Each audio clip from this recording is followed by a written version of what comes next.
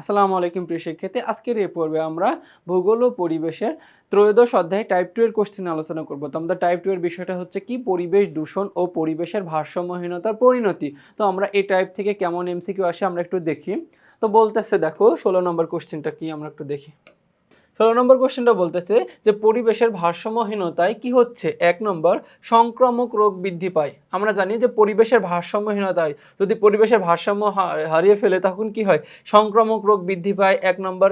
2 নম্বর কি? উত্তর অঞ্চলে শৈত্যপ্রবাহ বৃদ্ধি পায়। আচ্ছা এটার সাথে এটার কোনো আমাদের কি সম্পর্ক নেই।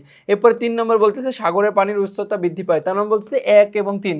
তাহলে কি 1 ও 3 আছে গতে। এরপর আমাদের 17 নম্বর কোশ্চেনটা কি বলতেছে দেখো।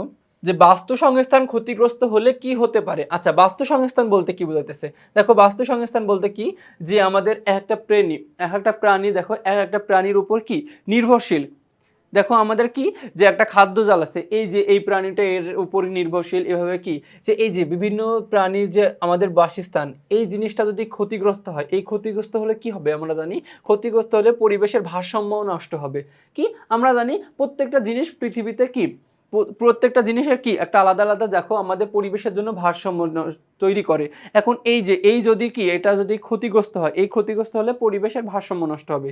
এরপরে 18 নম্বর কোশ্চেন বলতেছে অপর্যাপ্ত, দেখো অপর্যাপ্ত বৃষ্টিপাতের ফলে কি হইতেছে?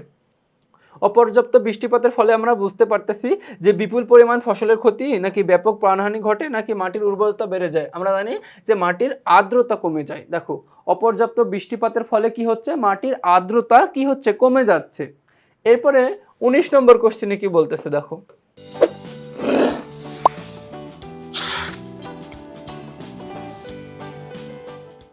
19 নম্বর বলতেছে সিএফসি গ্যাসের পরিমাণ বৃদ্ধি পাওয়ায় পরোক্ষ ফল কোনটি? আচ্ছা সিএফসি দেখো এই সিএফসি গ্যাসের পরিমাণ বৃদ্ধি পাওয়ার ফলে বৃষ্টিপাতের পরিমাণ কমে যাচ্ছে। আমরা জানি যে সিএফসি গ্যাস বৃদ্ধি পাওয়ার ফলে বৃষ্টিপাতের পরিমাণ কি হচ্ছে? কমে যাচ্ছে। এরপরে 20 নম্বর বলতেছে যে পরিবেশের ভারসাম্য রক্ষার উপায়। আমরা কিভাবে পরিবেশের ভারসাম্যটা রক্ষা করব? আমরা একমাত্র উপায় হচ্ছে কি বৃক্ষরোপণ করলে। কি বৃক্ষরোপণ করা। দেখো পরিবেশের ভারসাম্য রক্ষা করতে পারে বৃক্ষরোপণ। এরপরে আমাদের 21 নম্বর কোশ্চেন কি বলতেছে দেখো। 21 নম্বর বলতেছে কোনটি মৎস্য বিলুপ্তির কারণ? আচ্ছা মৎস্য বিলুপ্তির কারণ কোনটি? আচ্ছা মৎস্য বিলুপ্তি দেখো এখানে পানি দূষণ অনেকে বলতে পারে, জলাশয় ভরাট করা বলতে পারে, মৎস্য খাদ্যের অভাব বলতে পারে। কিন্তু আসল দেখো যে মৎস্য বিলুপ্তির আসল কারণ হচ্ছে কি জলজ বাস্তু সংস্থানের অভাব। দেখো কি যে জলজ বাস্তু সংস্থানের অভাবের কারণে আমরা কি যে মৎস্য বিলুপ্তি হচ্ছে।